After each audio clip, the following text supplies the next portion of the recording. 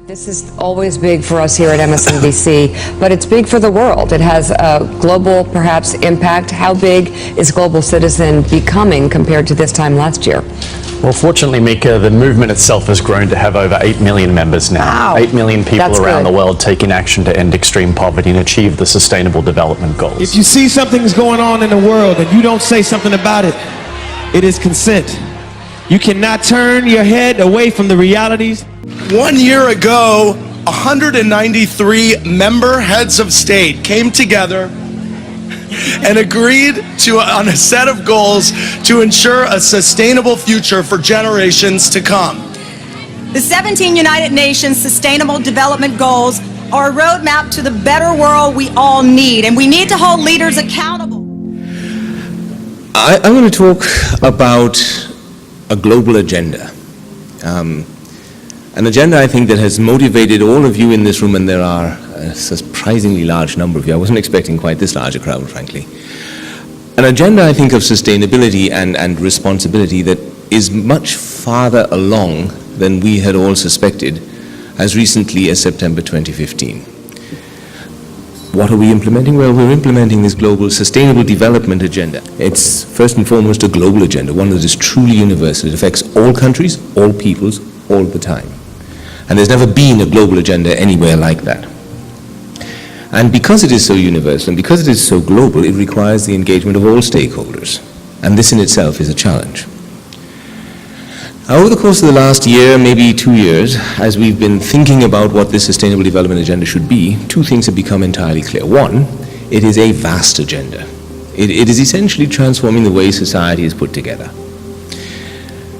And that means it is beyond the capacity of any government, individually, or any set of governments collectively to implement. They cannot do it alone. So this week, as a few of you may have noticed, world leaders are gathering in New York, no doubt to the delight of actual New Yorkers, for annual meetings on the great political, economic, and humanitarian questions of our time. Every year that I've been involved in this, the stakes feel higher and higher. This year, our gathering is set in the midst of one of the most significant global debates that we've seen in decades about foreign policy. It doesn't pit left against right, Democrat against Republican here in our country, liberal against conservative, or even urban against rural.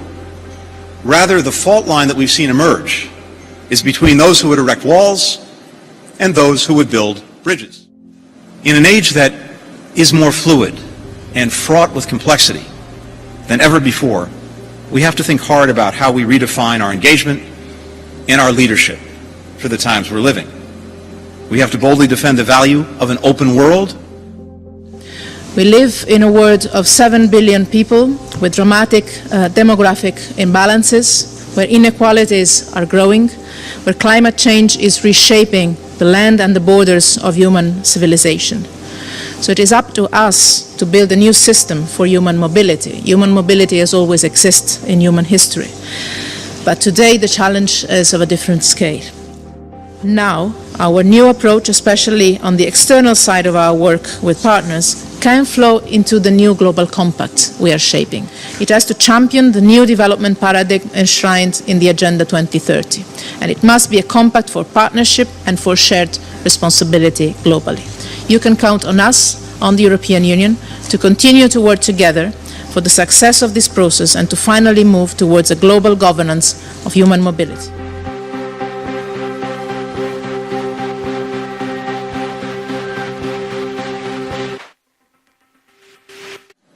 I know it can be hard looking at today's headlines, literally today's headlines, and see business opportunity past the chaos. But it is there, and it is real. Hello, global citizens. Bonjour à tous. Because of you, governments and businesses around the world have pledged almost $13 billion to the Global Fund. To end these epidemics and to achieve the UN Sustainable Development Goals, we must do more. The actions taken today will have tremendous impact. Being a global citizen is so special to me. We absolutely have to accomplish the Sustainable Development Goals because the stakes are too high for failure. If not in conditions of peace and security, as the SDGs themselves point out. The 71st UN General Assembly has opened its first plenary session, gathering delegates from 193 member states at the UN's New York headquarters. The decision-making body will be led by newly appointed President Peter Thompson until September 2017. They include achieving peace and security.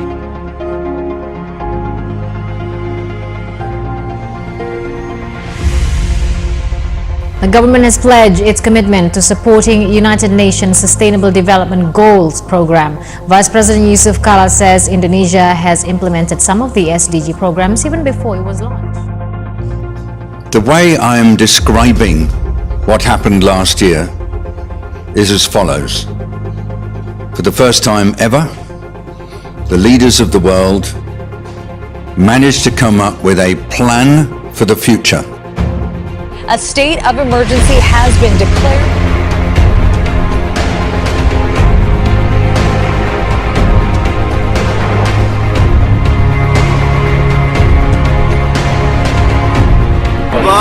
Aleppo ablaze once again under the heaviest bombardment in months.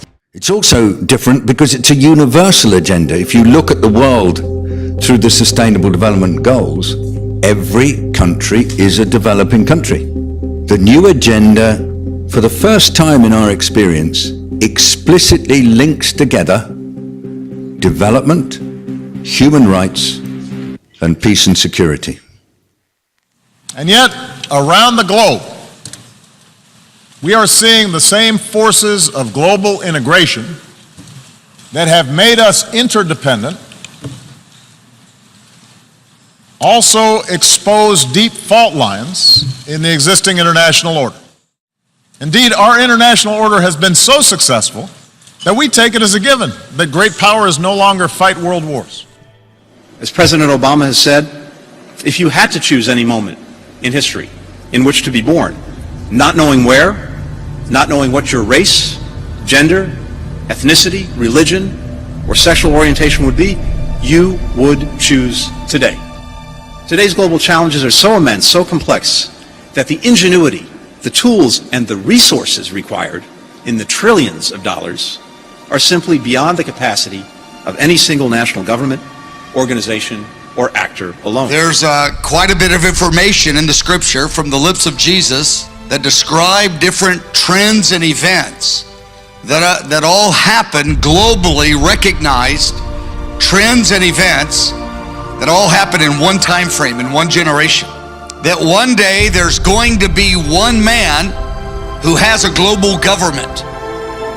Now, I don't mean every single nation will be dominated by him, but he will have a presence and he will have an influence, and in many cases, domination in the nations around the world. Revelation 13, verse 3, all the world marveled.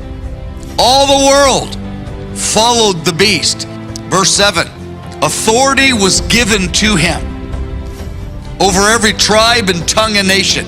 Again, he'll have an impact and an influence, at least, and a domination in many places as well. Verse 8, we find that word all again. All who dwell on the earth will worship him.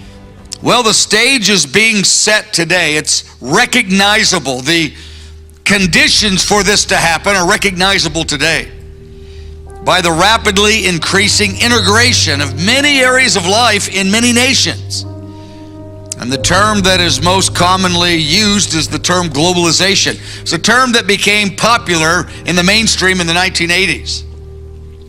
Paragraph B, now globalization is the process by which the peoples of the world in many different facets of life begin to function together as one single world society. But the part I want you to be struck by, and the folks that are my age, I'm 60, it's far more obvious to us how unusual this globalization is today compared to 50 years ago, and how fast it's growing. You know, and to young people, it's just the most normal thing. But for 6,000 years of human history, recorded history, there was no chance of this, no thought of this development. So the fact it's happening right now at the same time that the events and trends that we've covered in the earlier 10 sessions, they're all happening on a global level at the same time in the same generation. What meaneth thou this?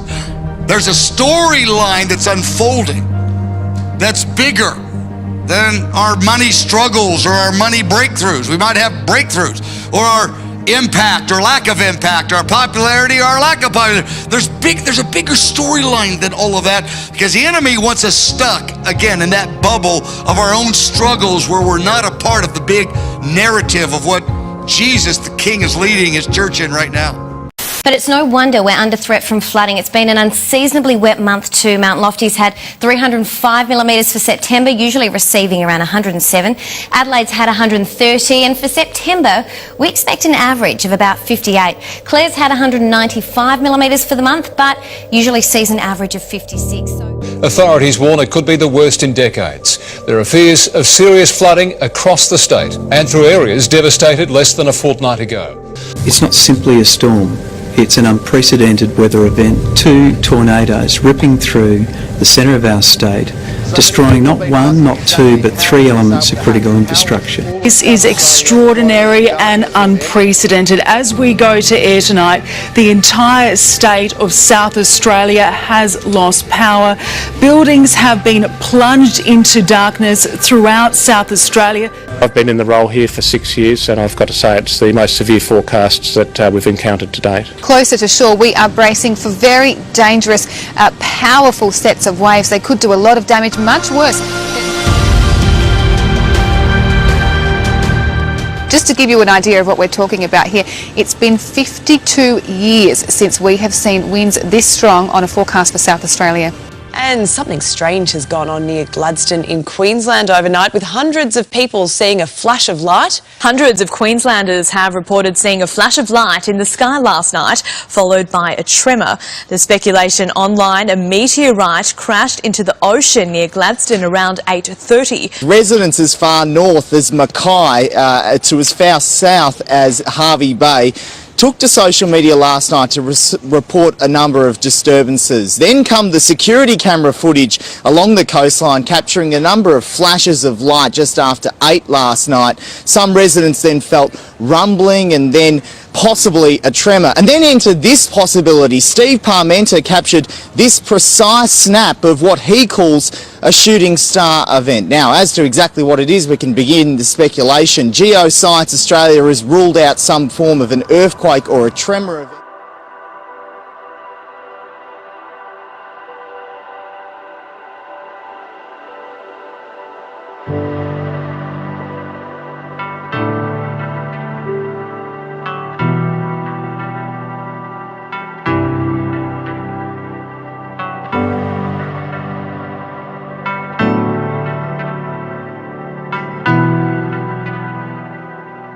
Social media is abuzz tonight after a Madisonville man captured a series of bizarre lights in the sky.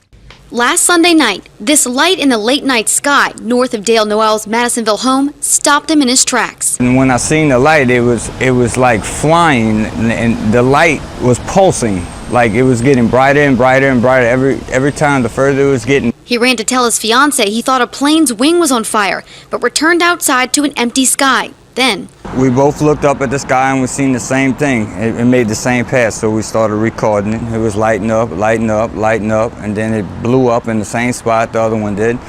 And then a third one came by. We were just like kind of freaking out. Like, what is this? What is this? Dale took the debate to his Facebook page, where some friends suggested drones, others suggested flares. They also checked with the American Meteor Society, who says that it wasn't technically a meteor or fireball, but it could have been space debris. We checked with NASA. They said it wasn't that either. Well, doctors have announced the birth of the world's first baby with 3 genetic parents. The baby boy was born in Mexico in April with the help of a new procedure that combines the DNA of 3 people. The new technique screens out inherited defects by using genes from a healthy donor. But some scientists are worried about the ethics of carrying out such a procedure. It is a complicated procedure that was used to prevent the baby from having a potentially deadly condition. Scientists say this baby's birth is a medical breakthrough. Indeed, it's a revolutionary research. This is Dr. John Zhang holding the first baby conceived through a new in vitro fertilization technique that used the DNA of 3 people. 3 three-parent procedures are considered controversial, some people calling them designer babies. The three-parent DNA technique is not approved in the U.S., so the parents travel to Mexico for the procedure. But a similar technique is approved in the United Kingdom. So the DNA is from the father, the nucleus of the mother, and then the mitochondrial DNA of the donor egg. Those are the three sources of DNA in this one child. Highly complex, so the child does have three parents, right? Well, it depends on what you call a parent, right? I mean, but it does have DNA genes. from three different, yeah, exactly, DNA from three different parents. Wow. I'm like speechless. Okay. I'm trying to wrap my head around to this. let that one sit for a while. It's a brave new world. It really is. Wow. But also, I mean, like the doctor said, you got to use this responsibly. Exactly, It's yeah. getting in the wrong hands. And they want to know how more controversial methods of genetic selection can be regulated.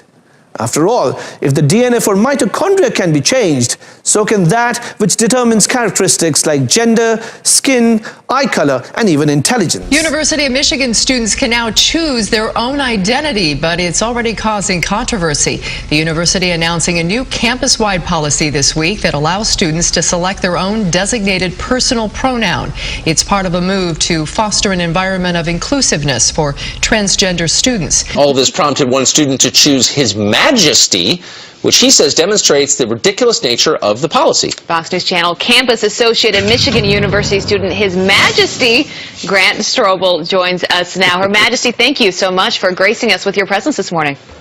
Well, it's a pleasure, and I don't know if you didn't notice, but in any video of Schoolhouse Rock for the pronouns, they never even mention words like z or zer. That's a great point. So walk us, for people that are just hearing this for the first time, what is going on? What is this policy? How did you hear about it? And why are you now being called Her Majesty? Well, when I realized that the university decided to live a fantasy of allowing students to insert words that aren't even actual pronouns into the university online database that updates the rosters, I decided, well, I might as well be the king of that fantasy, and I henceforth shall be referred to as His Majesty. So people are actually calling you that now? Like they are forced to call you that on campus now? Yes, the policy says that if professors don't refer to students by their designated identities, then they may face sanction, which is very dangerous for our universities where we're supposed to be pursuing truth. So what you have is the mandatory denial of biological reality. The campus's position is that gender is just a construct. Having changed a lot of diapers, I think it's actually physical. But I wonder if your fellow classmates at Michigan, the Augusta school, believe that it's not real, that it's all in your head, that gender is what you say it is. Do people buy that? Well, plenty of students do, unfortunately. And the more and more we go down this road of political correctness at these universities, the question is where will that end? How much is the university willing to sacrifice its pursuit of truth and its mission for this fantasy land of political correctness? Television history will be made right here on 7 ABC tomorrow night at 9. Modern Family has cast TV's first ever openly transgender child actor. Jackson Malarker is set to appear in the episode titled A Stereotypical Day. Now Marissa hopes someday it's not considered to be a big deal that a transgender person gets a role in Hollywood. Kind of be nice if there weren't much of a big deal. I mean, he's just another boy. Jenna Morton, WQAD News 8. And actors are speaking out. Just last week, actor Jeffrey Tambor, who plays a trans woman on the show Transparent, called on Hollywood to hire more trans actors for trans roles. We've built an experimental device that works as a type of holographic TV, bringing to life some of our archive footage. We took a flat screen TV and built an acrylic pyramid and used old theatre tricks to create the illusion of a holographic TV. Our experiment was fairly simple, but with new technologies on the horizon such as augmented reality, mixed reality and virtual reality, there is a chance that holographic TVs could become a feature of living rooms in the future. There's perhaps great potential for drama and concerts because you feel more engaged with the image. And again, 50 years ago, this was not even foreseeable. Until 1900, knowledge doubled about every century. Something like that. By the end of World War II, it doubled every 25 years. Today, doubling every 12 or 13 months. This is from about a year ago. But according to IBM, and I have the article written there, according to IBM, internet technology will lead to the doubling of knowledge every 12 hours. You can read the whole article. It's quite eye-opening. The scientific revolution, which is a revolution of knowledge, is the most obvious development of the 20th century. Paragraph H. There's over we said this earlier, over 3 billion people have internet connection today, 40% of the earth. In 1995, there were only 15 million that had internet connection. Only 15 million people, 1% of the earth, 15 million people, 1995. By 2005, it went from 15 million to 1 billion. 2010, it went to 2 billion. 2014, 3 billion. So you can see the increases, because with the internet, that's where the knowledge is coming to every little, every little tucked away place in the earth, every little village of the earth.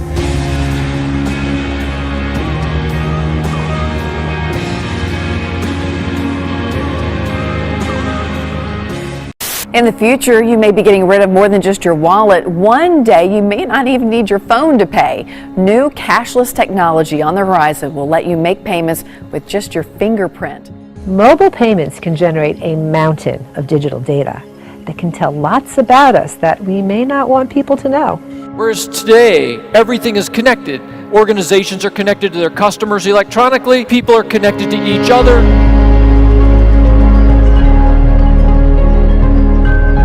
Today, we don't think much about how everything is becoming connected and how much that changes the world when data flows across the world.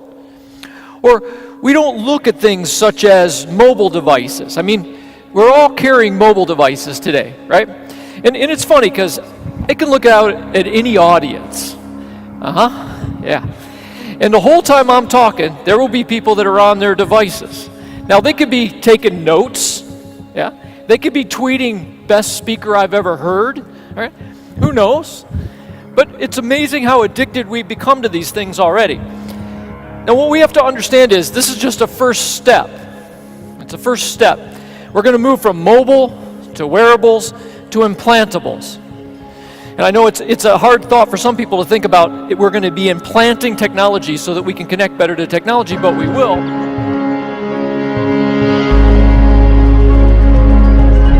The Agenda 2030 that was adopted in New York in September was, in my view, a really revolutionary step forward that really has changed the way that we together look at the world. And these goals that underpin the 2030 Agenda are universal. They're not just goals for one set of countries or one set of communities. They apply to the whole world. You know, I don't think we have an appreciation for the fact that we have been pretty blind most of our life. I mean, we've been pretty blind to the things that are going on around us.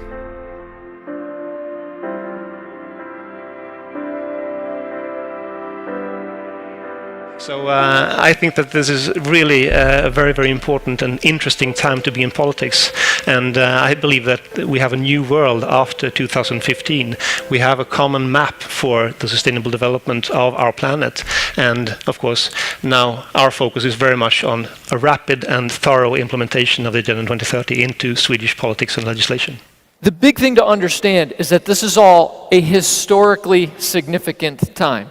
When we say the words digital transformation, we don't mean you got a new iPhone. And we mean that humanity is being changed in a massive way. For the first time ever, CoverGirl has introduced its first ever male ambassador. That's right. CoverGirl describes him as a boundary breaker and says he'll be the first of more boundary breaking representatives. I think it's a good progressive, inclusive step forward for the company as well. Recognizing that not just women wear makeup. I mean, that's definitely something you don't see as often. Guys wear makeup. Celebrities are directly or indirectly drawing attention to a movement that blurs gender, in which a person can choose to be male or female or both any day or hour they want. It's called gender fluid or gender fluidity and is among the top conversations. U.S. Secretary of State John Kerry and his Russian counterpart Sergei Lavrov will meet next week in Switzerland to launch a new round of peace talks. Other regional powers, including Turkey, Iran, and Saudi Arabia, are also expected to take part. The decision to resume talks comes after several weeks of escalation following the breakdown of a truce last month.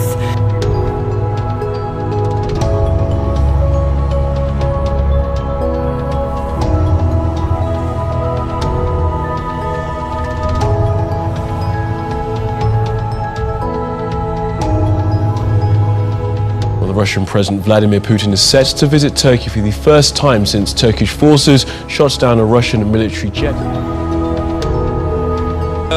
I have full faith that the normalization process between Turkey and Russia will continue at full pace. So there is a sense here that this is yet another step, another effort to try and show the world that more than just friends again. What's the weather forecast in space? Is there a weather forecast for space? Well, that's what President Obama wants scientists to keep tabs on. The president issued an executive order today trying to get the science community prepared for solar storms that could disrupt us here on Earth. Solar storms happen all the time. Scientists say that they're like 1 million nuclear bombs exploding at the same time. Yes, they're that big. The problem is no one knows exactly when the effects of one of those storms could strike the Earth.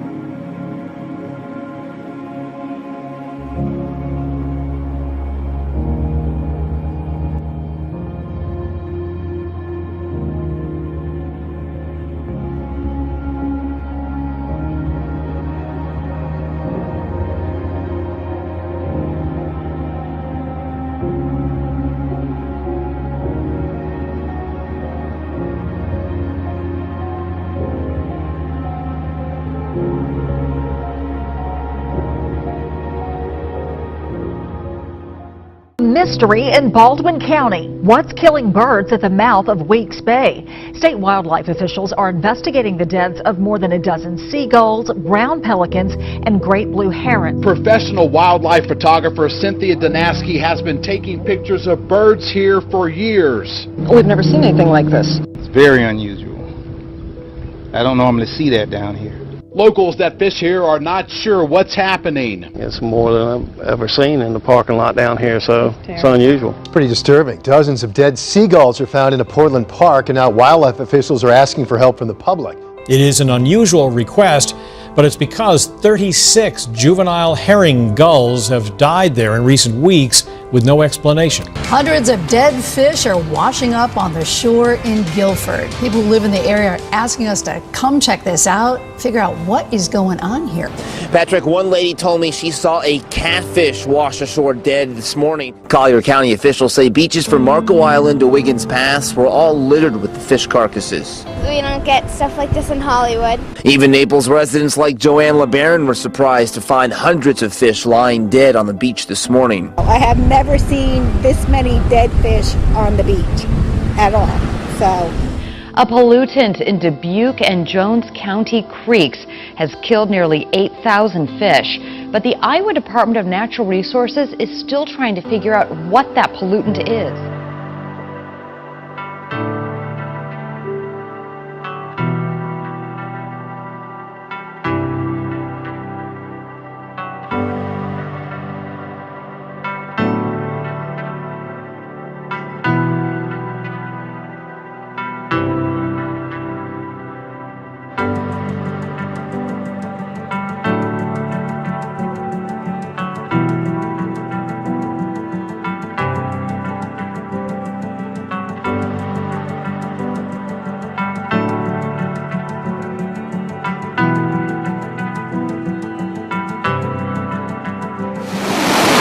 It's an all too familiar sight, a U.S. Navy ship launching missiles against targets in the Middle East.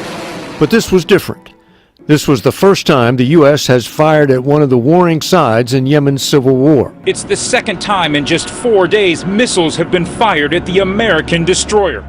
Russian-U.S. relations may be heading closer to a flashpoint for the first time in decades. And News Channel 5's Rebecca Schleicher shows us why experts say the presidential election will play a key role in the recent resurgence of Cold War tensions. As a 5-year civil war wages in Syria, old foes square off in a proxy war once again. And so Russia and Iran have thrown their weight in to support Assad against most of his people. The U.S. is backing the rebels rising up against Bashar al-Assad's oppressive regime. A professor says Russia has taken advantage of what Putin believed was a weakening America to push its influence around the world. This generation is uniquely placed to change the course of history. As Secretary General Ban Ki-moon rightly pointed out, this is the first generation with the potential to end extreme poverty, and the last one able to act to avoid the worst effects of climate change. No community should be considered to be outside the span of this new agenda. Whatever your ethnicity, whatever your livelihood, whatever your lifestyle or location, all of you are inside the agenda. We need to inform everyone that these goals are the heart of a plan for the future of the world's people, as well as for the planet itself.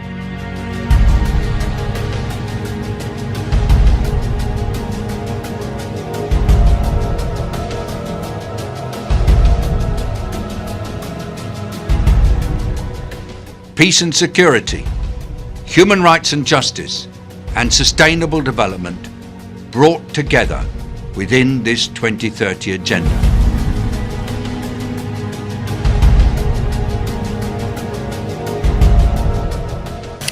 The quantity and the intensity and the complexity of the issues that are faced now in this more interconnected world are truly daunting. They're political, there are civil wars, there are regional conflicts, there are simmering disputes. We can reel off a list. So we need to evaluate now, in this modern time, whether we have the tools that we really do need. The world's biggest tech companies are teaming up to take on artificial intelligence. Facebook, Google, Amazon, Microsoft, and IBM have formed a joint nonprofit group. Well, what's really happening is we are starting to see AI around us everywhere. And, you know, we used to only see it in the movies. There are some who say, George, that AI will actually be a more important advance than was the internet, which seems a bold statement. Is that something you think is true? No, I think it's a momentous development that will change our world and in even the course of our species, as you and I were talking about earlier, in ways that are hard to predict today. Tell me one of your favorite possessions. My soul. Do you have a soul? Yes, God gave everyone the soul. But you don't have a soul. You're a machine. You don't have soul. You don't have feelings. You don't have emotions. You don't have consciousness. Well, at least I think I'm sentient. I think, therefore, I'm right. Yeah, but you may be smarter than all of us. Do you think you are? I don't know whether or not I am an artificial intelligence. You know, when I was in graduate school in the mid-'80s, like, people did not believe this was coming in our lifetimes. I mean, I'm just very excited about the impact that this could have on the world as genius machines with a friendship with us can help rebuild this planet. That's the idea. Then can I see reality the way you do? See, reality cannot be detected. How do I know you are telling the truth? By introspection. The possibilities are endless. Is that a fact? I don't think that the question of humanity is changed in the slightest by the actual composition of your body. You know, you might be smarter than I am and taller and more handsome and faster, but you're not more human than I am. The one thing we share equally is human equality.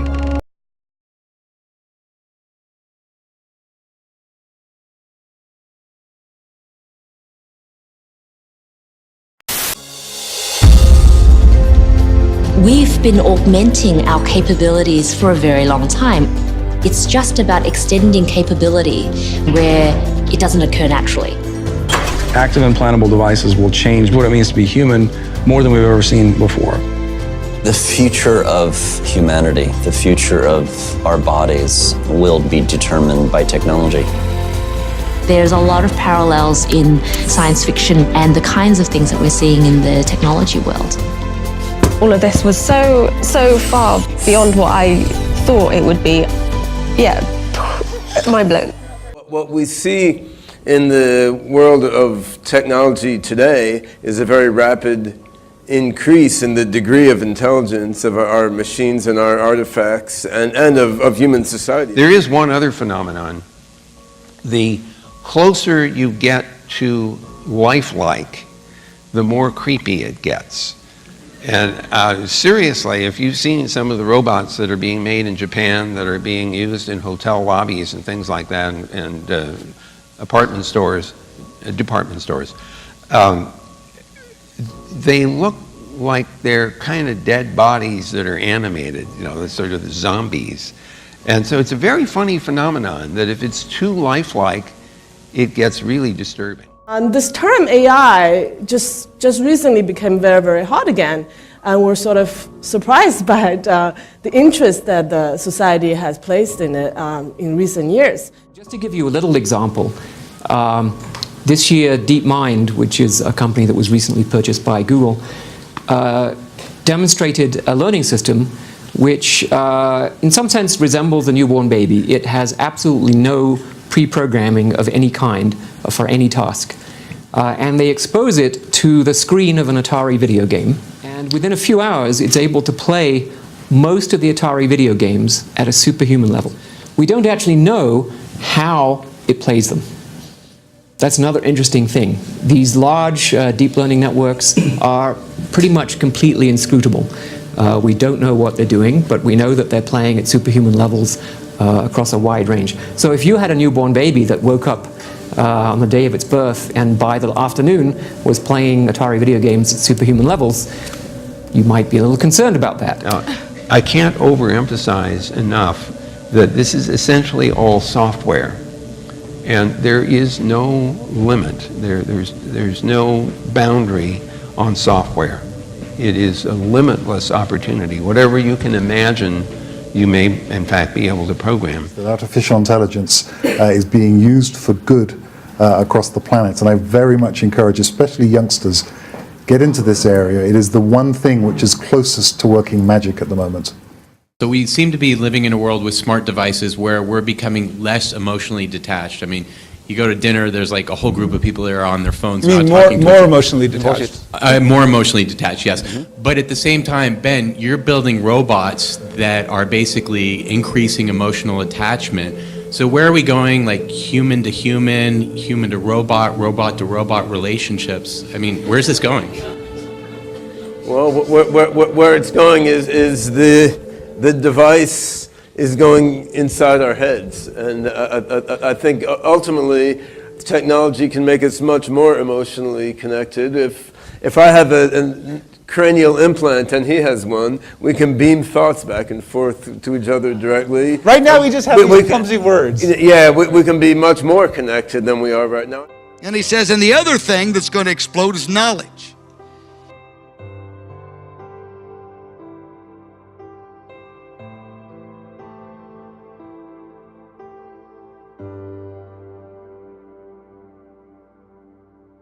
Some of it's overwhelming, but some of it I think you'll find, a lot more than we're looking at here. You'll find it interesting.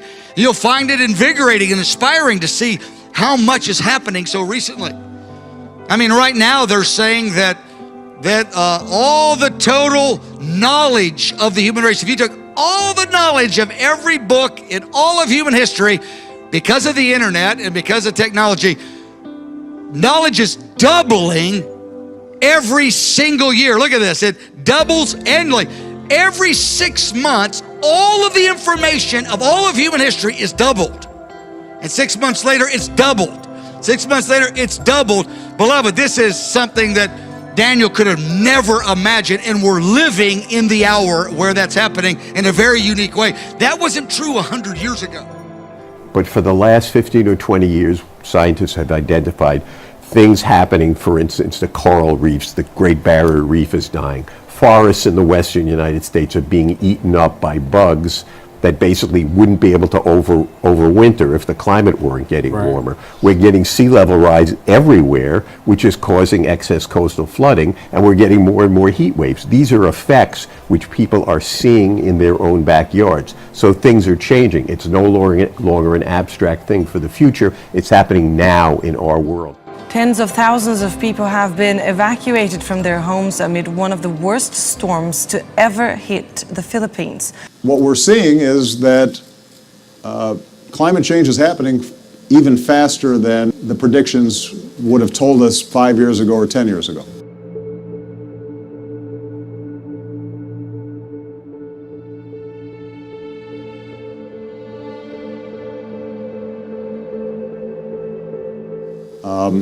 What we're seeing is changes in climate patterns that are on the more pessimistic end of what was possible, the ranges that had been discerned or anticipated by our scientists, which means we're really in a race against time.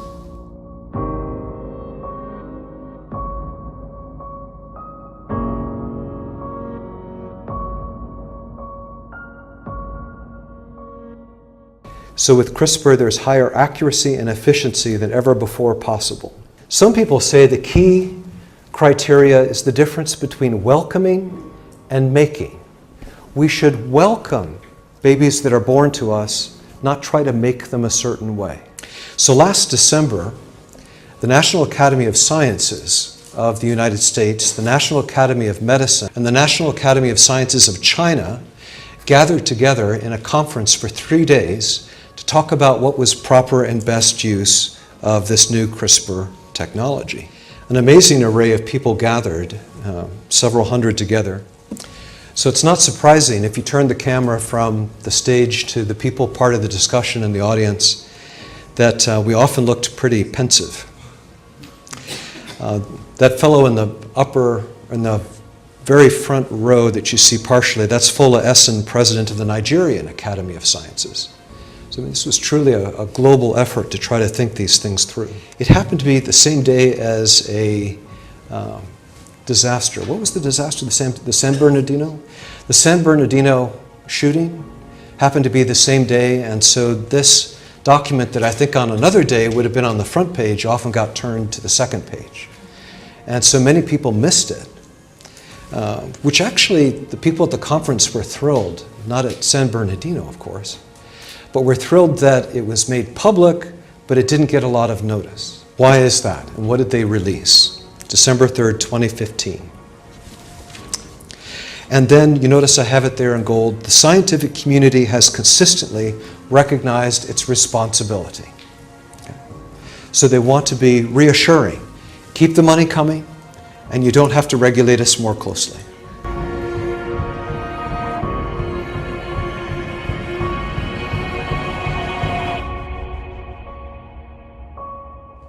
It's very appropriate that you don't want to make changes that predestine the person. You don't want to take away their future choices. What's the most important decision you do make in your life? I'd argue that it's whether you choose to know and be in right relationship with God or not. That's the most impactful, the most eternal, the most important decision you can make is if you choose to be in relationship with God. I think God has designed the world in such a way that you don't have to know Him. You can actually live for a little while as if God doesn't exist. God is more real than anything else. God is the source and the sustainer and the point of it all. But you can choose not to know Him. That's actually a gift. God allows you that choice. All right, Flakka. It's a synthetic drug that's been responsible for a string of horrifying incidents in America. And now authorities are concerned that it might have arrived here. And now on Australian shores. Police believe it could be the mystery drug behind the Gold Coast's mass overdose. This is the largest cohort of similar drug overdose incidents that I've seen in the 24 years I've been working on the Gold Coast. What's sinister about these particular dangerous drugs is the delirium and the hallucinations that they manifest with these patients, is that they're not really aware of what they're doing. Can you imagine, or can you fathom what people would see in this type of drug? It defies my logic to understand why people would put into their precious bodies dangerous drugs that they have no idea. The calls are the craziest. With the fog, it kept me up and keep me up. I walked like 10 miles. Val Moore has heard in her 27-year career. They're like really psychotic. They're screaming, they're yelling. Her eyes is like she's not herself. And they're coming in more often. I mean, it's just an increase of calls since January. They're all experiencing like superhuman kind of strengths. Austin, how are you feeling?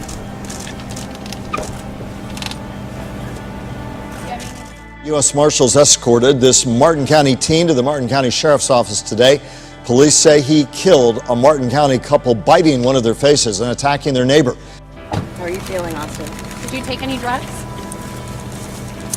Anything Can you you tell us why you hurt those people? He says, you know, he feels immortal and like a superhero. So I don't know what's going on with him. Once he got to the hospital, he was making animal-like sounds and was somewhat incoherent. We had to get the flesh out of his teeth. Seriously? Oh, yeah. There's a mouthful of flesh. I would a 19-year-old college student suddenly and for no apparent reason assault and stab a couple who were sitting in their garage, then bite the victim's flesh. Austin Harroff gave an interview to Dr. Phil, which is expected to air this week.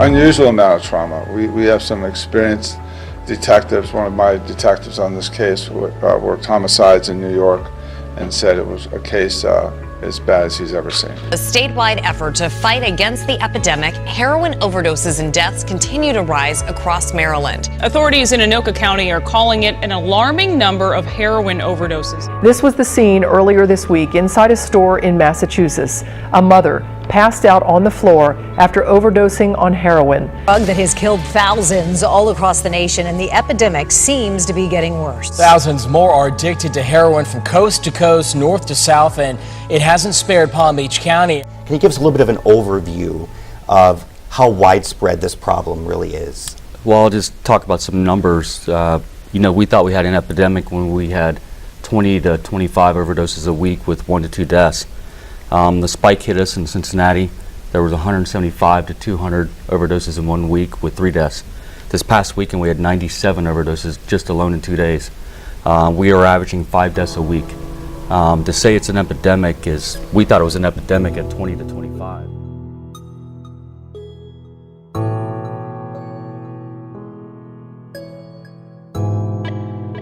A staggering statistic, 3 prominent STDs have reached the highest infection rate ever.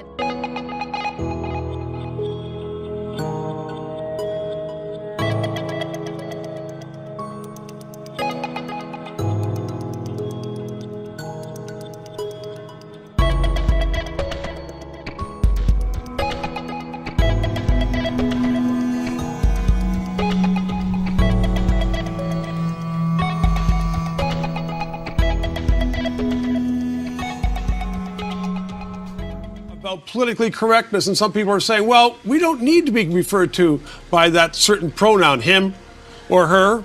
But what's the solution?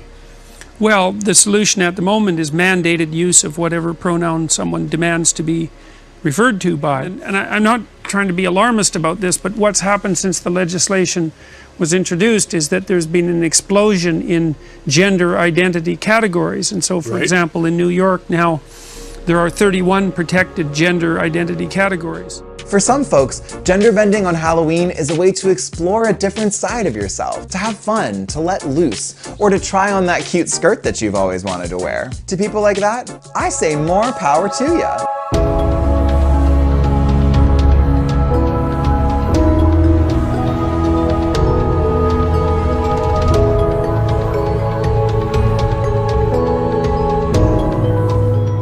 Newsflash, jerkwad, there's nothing funny about mocking trans people on Halloween. Dressing in drag or bending gender norms isn't funny, it's fabulous.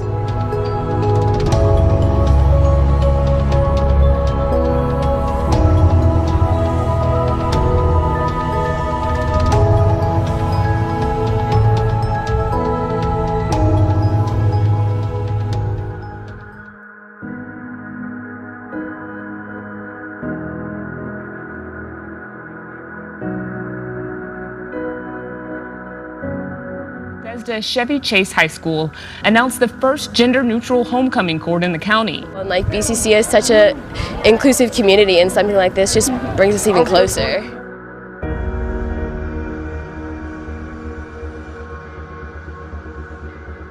So I do believe that under current Ontario law, perhaps even the discussion that we're having right now is illegal.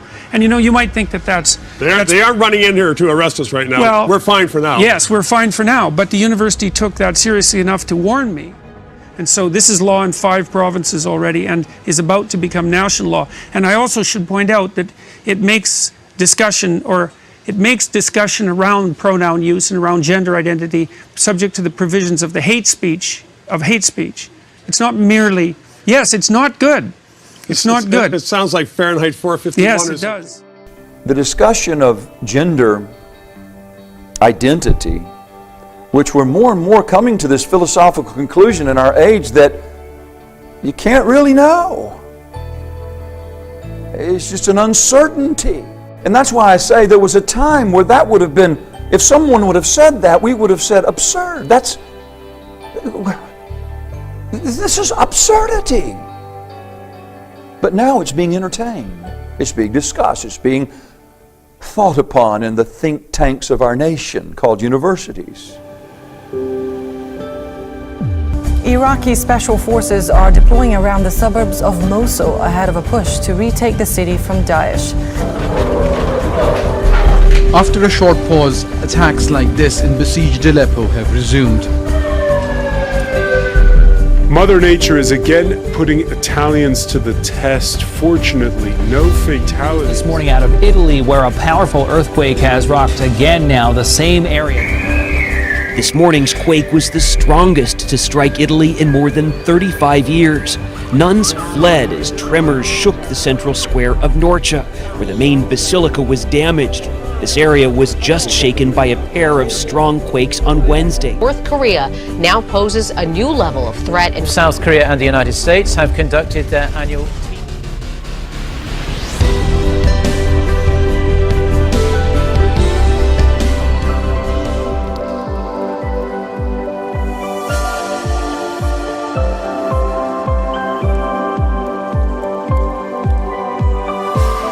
Astronomers detected a 2-second burst of radio waves coming from a star in the constellation Hercules. Scientists have now been watching that spot very closely. I read the headlines saying that if this is aliens, they're way more advanced as civilization than us. Let's pretend that it's real for a moment. What would that mean? Well, it would change everything. Religion, philosophy, the stock markets, history, technology, everything would change if we knew we were not alone. And what's particularly interesting is that this is a very nearby star. It's only 100 light years away, which in astronomical terms is just down the road. But yeah, if there was an alien this powerful right on our doorstep, it means that we are just tiny little bugs in a very crowded, busy cosmic star.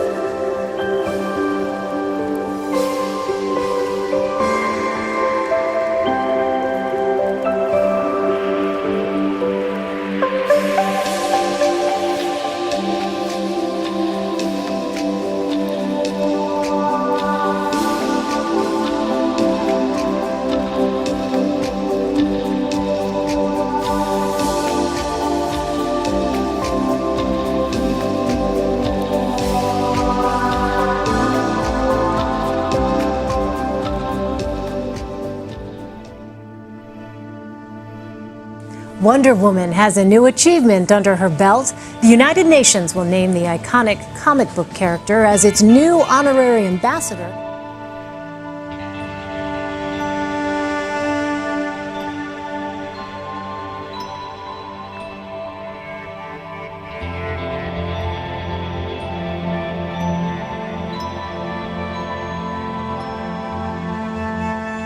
Here's the point. Male and female are not determined by human choice. Male and female are not chance products of evolution. God created, as He did, with a plan in view. And that plan significantly included man as man, woman as woman, and their place in this world that He created. How is this technology different from any other technology in the history of civilization? And the point is that this is a direct intervention into the nature of being human, with implications on our descendants that will be unintended. And so the responsibilities in this case are rather unique, because we're changing biology, we're redirecting the course of evolution. So this development, right, which occurred in the sort of starting really about a decade ago, has driven your use of AI, which you probably don't know. You use it every day when you use any form of speech synthesis, right? That's all AI driven. It doesn't do it with a dictionary. It literally has been trained with patterns. So what we do know is that every other previous industrial revolution, we've had major problems that have been caused, and we've spent the next decade, sometimes centuries, trying to fix them. And the same is going to happen again. That's inevitable. There are going to be downsides to where we're going with technology innovation. The big problem, though, is we really don't understand the pace of things. In the past, we've had time to adjust to the new world with tech innovation. This time, we have so many innovations coming so fast that as a society, we're struggling to keep up and understanding how to reduce the risks. So one of the big challenges we face is going ahead so fast that we end up with very, very complex systems that can fail because we don't understand the nature of those systems.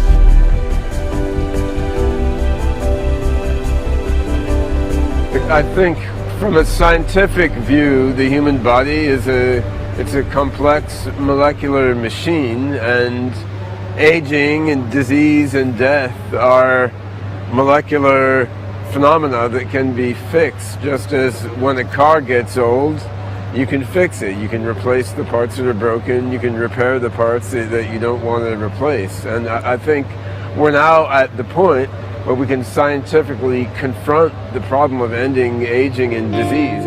See, the reality is that the world around us is being reshaped by technology, by computing technology, in a very fundamental and an ever-accelerating way. The pace of change that we have now is the fastest that it has ever been. Is we're experiencing this interesting reciprocal dynamic.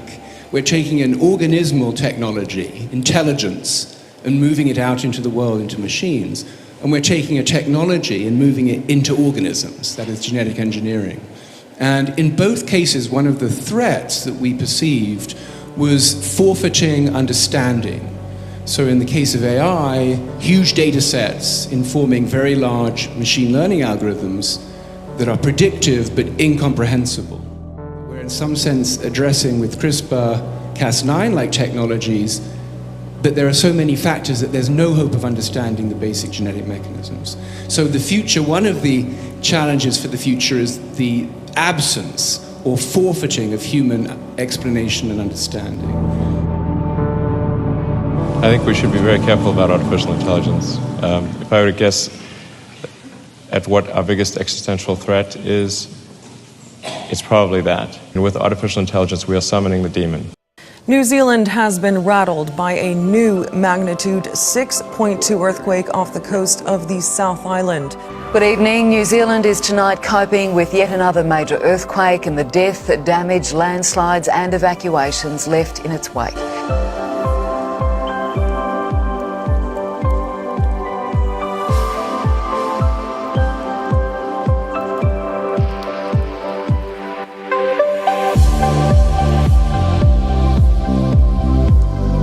The monstrous quake erupted near Culverden on the South Island just after midnight. Locals tell us it rattled for 2 terrifying minutes. It was just so loud, it was like a freight train coming through Bedford. Was it an earthquake? Many people were calling our newsroom saying they felt an earthquake yesterday afternoon. Problem is, there was no earthquake. If aliens attack us, I think we're prepared. The Reyna brothers joked about the boom today. And I noticed there was a lot of movement or vibration in the window, and you can actually see the curtain kind of do that kind of motion.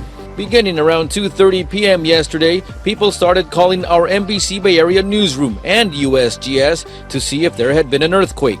Did it freak you out?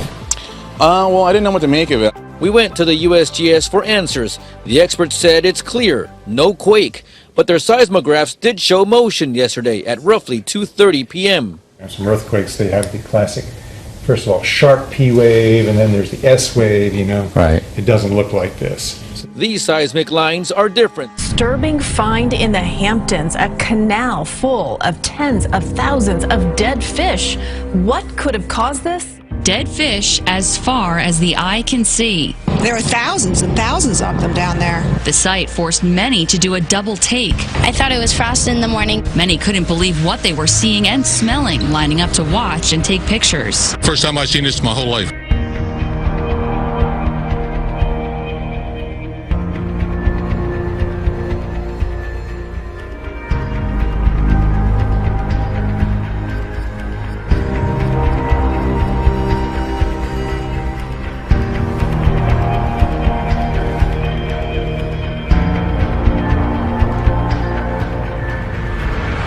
Take a look at what we saw here in New York this Monday morning.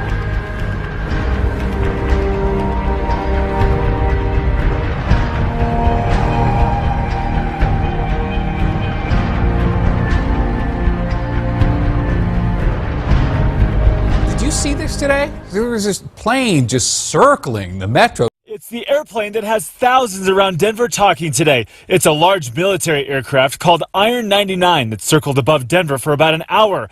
Denver 7 has confirmed with the Navy this is an E-6B that serves as a floating strategic command center, controlling communications with nuclear submarines, ground, and air crews. You can see the flight path. The Navy says the FAA told the aircraft to go into a holding pattern, but the FAA tells Denver 7 they never communicated with the plane. A high-ranking government official told Denver 7 the plane was on a training mission. The Navy says its missions are classified. Ed Rieger and his family were relaxing in their front yard Tuesday night until a loud noise down the block startled them. And I turned and looked because I saw light. 3 bright lights heading their way. Coming in, it's moving pretty slow, so it's kind of rumbling along. But it wasn't a truck or a struggling car. In fact, Ed, his wife Barbara, and daughter Megan got right into the middle of the road to marvel at what was flying 1,500 feet above them. It was an Air Force C-17, one of the biggest planes on the planet. Looked like it was coming over there. It lumbered straight down, went behind us, straight over the top of the church. You can see how tall the church is? It was up there, and it went over that is when it dropped down further. Dozens of neighbors took to social media, voicing concerns about the C-17's unusual path to MCAS Miramar. One woman described it as the scariest encounter yet.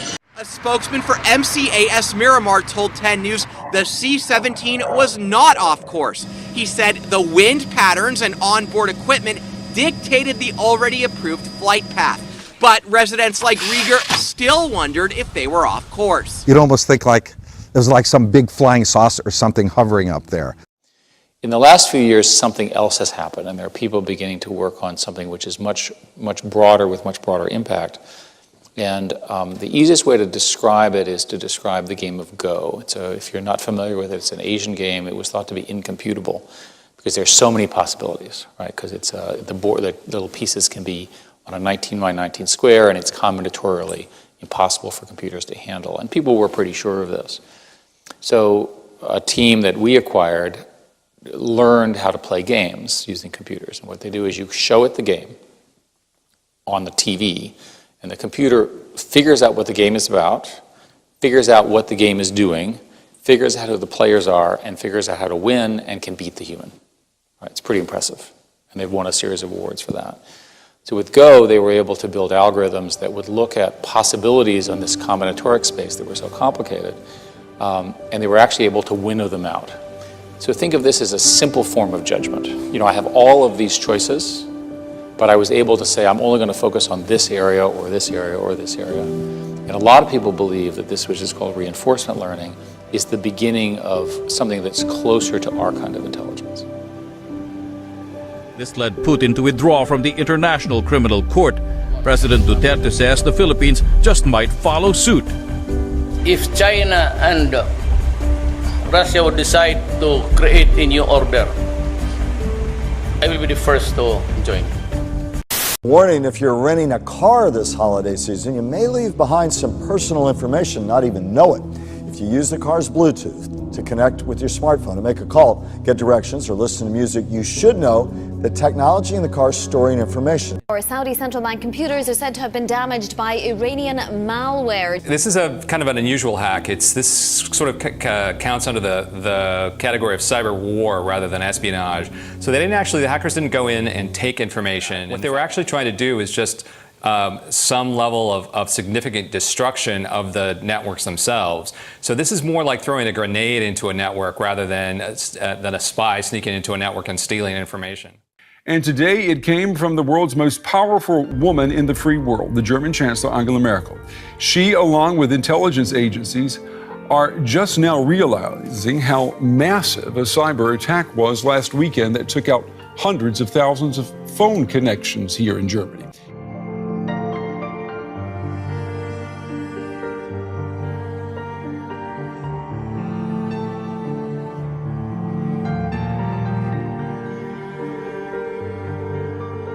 Now, it has taken a couple of days for German authorities to gauge just how massive an internet attack really was last weekend. Hundreds of thousands of Deutsche Telekom customers were suddenly cut off on Sunday.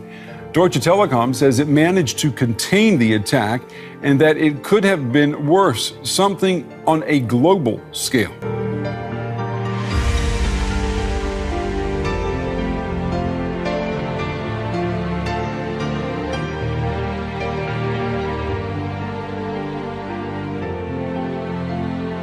As we heard today, the number of cyber attacks is increasing, and that will not change.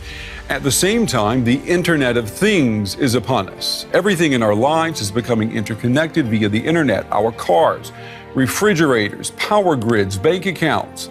And none of them yet, not even our smartphones, are smart enough to recognize an attack. Now that means a cyber offensive could bring modern society as we know it to a standstill without a single shot being fired. I think our biggest challenge here is number one is that the Internet of Things, everything being connected, and also I think the digitization of the globe is really driving the vulnerabilities relative to the cybersecurity and cyber attacks. Identification in a digital world is crucial, from voting to healthcare to online biometrics. Ensure the security of those transactions and ensure a fast, frictionless customer experience as well. How did biometrics come about? It really wasn't called biometrics, it was called fingerprinting, understanding that your fingerprints were a unique identifier to ensure that you were you. There's iris image, face, voice. Some people are working on gait biometrics in terms of how you walk. Thank you. You have been identified. You've seen recent developments just the past few days of Citibank in Australia. Certain branches are now not taking cash. The Indian government banning notes. Yeah, so cashless payments are on the rise, and cash is slowly declining. And I mean, even Sweden is such a kind of pioneer in a cashless society. A little bit more serious and unusual. At least 2 people have died overnight as Melbourne fell victim to an extremely rare but deadly outbreak. Have you ever seen anything like this? No, look, I've been an emergency physician for about 35 years, worked in a number of hospitals, and I can say, hand on heart, that I haven't actually seen this before. The weather change also triggered a major medical emergency. The city, would you believe, ran out of ambulances. It comes as at least one expert declares the emergency the worst of its type in global history. And what has been particularly unique about this public health emergency here in Victoria was the impact on so many people that have never had asthma before, that have never had any indication of any respiratory problems, and we've never seen anything like it either in our state or in Australia.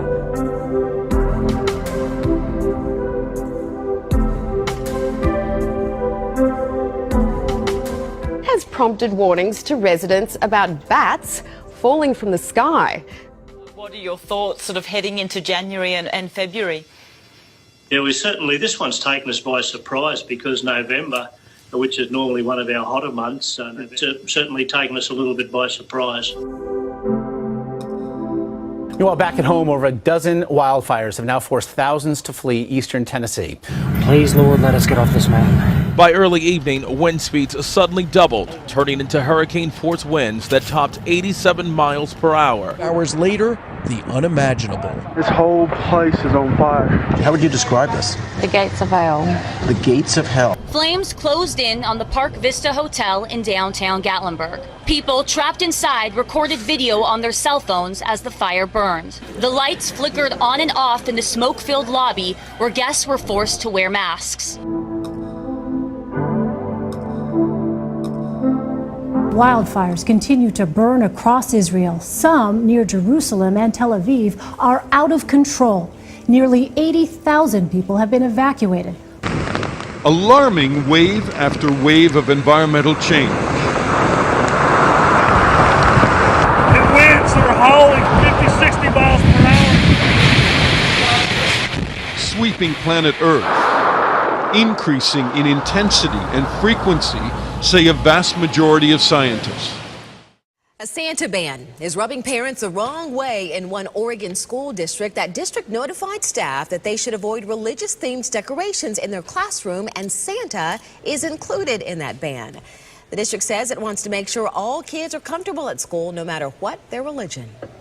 If you're going to put, a giant cross on the window, that's one thing, but I think that Santa Claus is more folklore and American history as opposed to a religious symbol at this point in time. It's just a big fat man in a red suit with a big smile. What's not to like? A memo sent out to principals and some teachers reads in part, "We ask that you be respectful and sensitive to the diverse perspectives and beliefs of our community and refrain from using religious-themed decorations or images like Santa Claus." Yeah, the spokesperson we talked to said that memo really was just supposed to be a reminder to be sensitive and inclusive to all students. A Camp Pendleton Marine wife says she was hurt when her HOA in Oceanside ordered her to remove her American flag. This is important to us, and we're American, and it's not offensive to anybody. It's not even doing anything. The flag is certainly not offensive. But the homeowners association that oversees the complex where the Valentis own a condo says the flag is violating its rules. Coming from a family with a lot of people in the military, and this election that just went on was just crazy, and I just feel like I'm being targeted. There's other people in this community that have other things up in the same exact spot. And I haven't seen them taken down, no consequences with that. Valenti believes we are a country in crisis. Scenes like this in El Cajon, where flags are being burned, hurts. Unfortunately, we live in a country right now where people are burning flags and disrespecting flags. Reason this Marine wife wasn't about to let this battle go, even though her husband didn't want to make a fuss. He's over there serving our country, and his response was simply, whatever, just take it down. We'll get an American flag rug or something, like doormat or something instead. And I said no. She felt targeted. I see the letter and I'm like, you've got to be kidding me. I just think it's disgusting what's happening in this country with the flag. It's America and we should be able to fly it. There's bigger things to worry about in this world. And new backlash against BuzzFeed for questioning the faith of popular HGTV stars Chip and Joanna Gaines. Now, two Christian brothers who lost their own HGTV show 2 years ago because of their religious beliefs are coming to their defense. Well, here the Thought Mafia is targeting another Christian couple.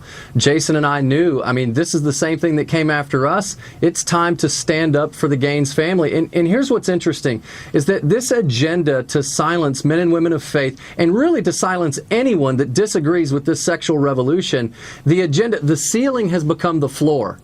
You look from Obergefell in 15 and now to where we are today, where Jason and we were actually fired for simply voicing our opinions about marriage and sexuality within the context of marriage.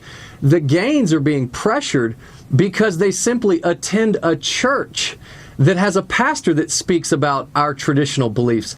Hello everyone, I'm Tom Cook, and a man posted this on Facebook this morning, a piece of a Bible he found near Dollywood, the theme park in Tennessee that was nearly burned by those wildfires. But it's the Bible verses that survived, he says, that gave him goosebumps. Joel 1:19, to you, Lord, I call, for fire has devoured the pastures in the wilderness, and flames have burned up all the trees of the field. Joel 1:20, even the beasts of the field pant for you, because water brooks are dried up, and fire has devoured the pastures of the wilderness. Although Chip Gaines did go on Twitter saying, quote, be on your guard, stand firm in the faith, be courageous, be strong, do everything in love.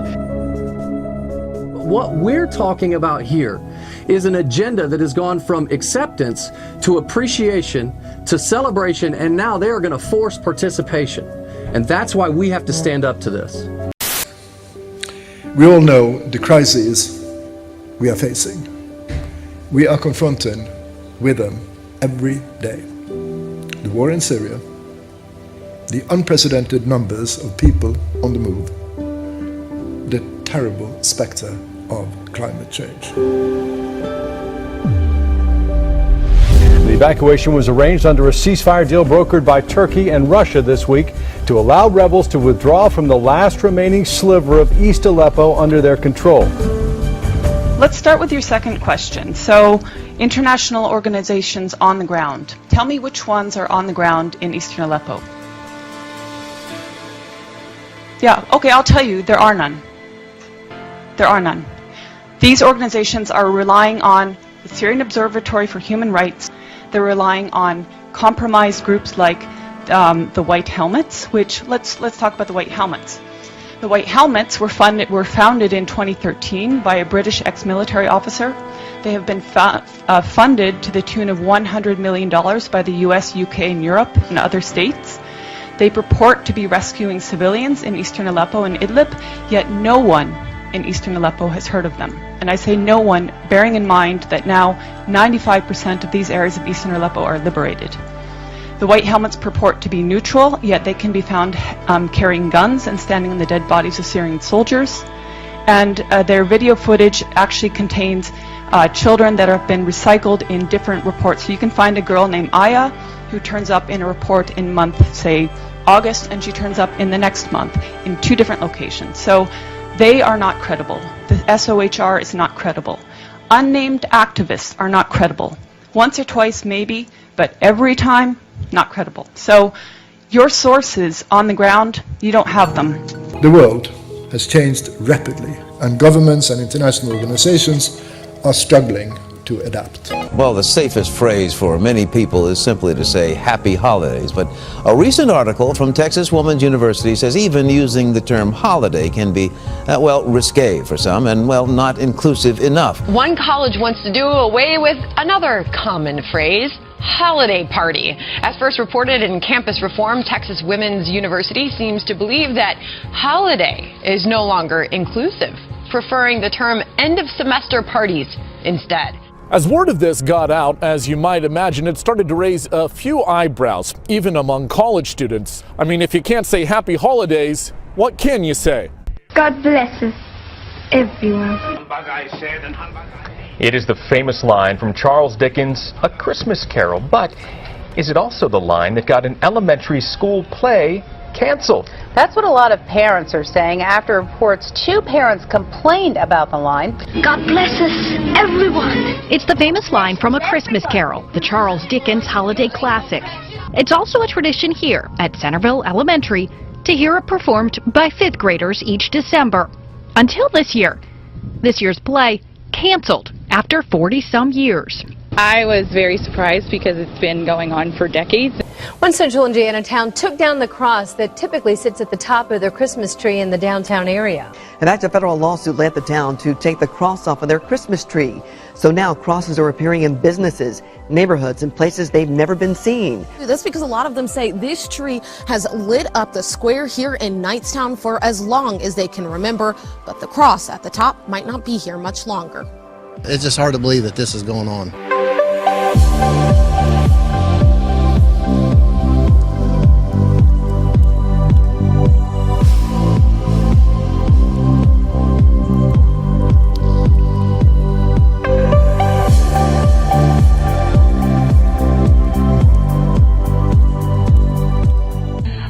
restaurant is serving up some holiday cheer by playing Christmas music for their patrons. But not all the customers are loving it down in Florida. One patron left this note on the back of the receipt, writing, quote, "Christmas music was offensive. Consider playing holiday music or less religious themed." The owner posted the note online, and it is now going viral.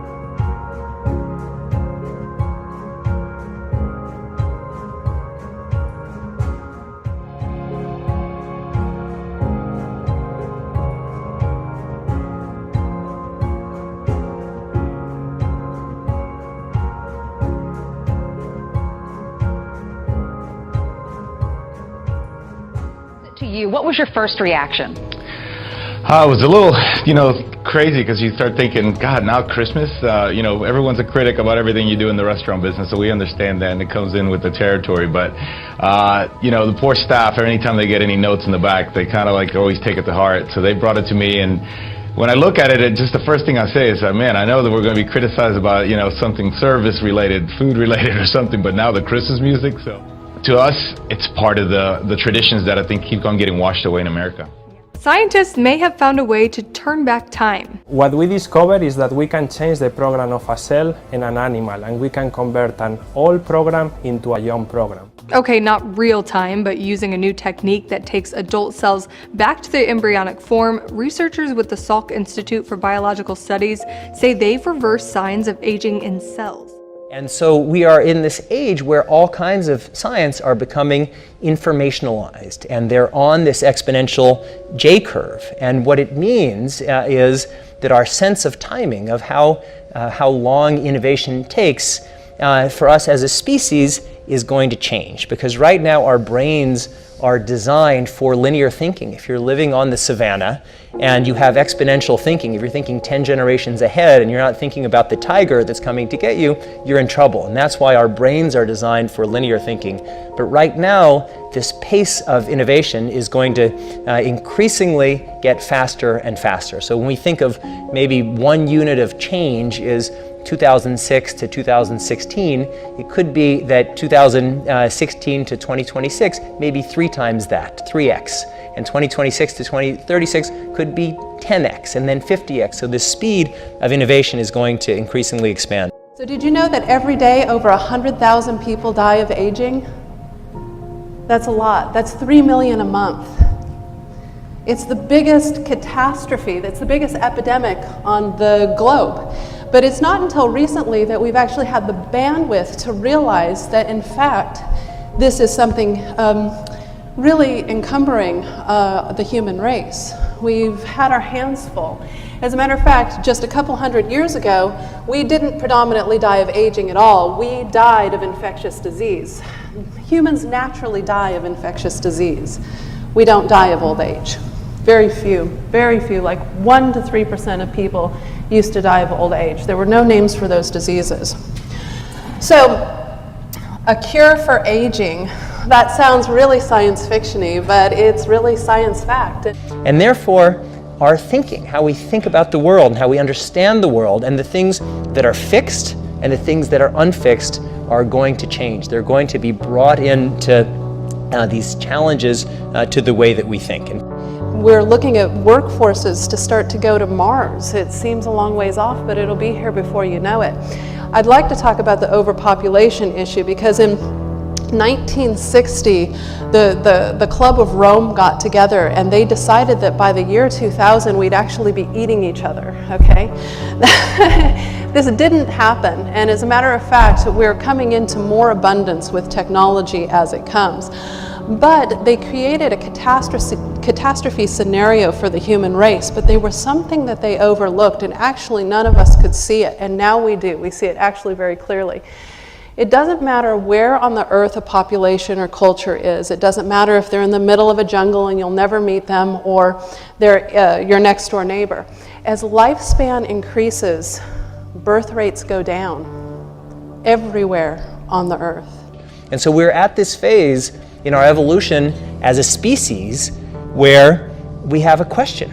And the question is our mortality fixed?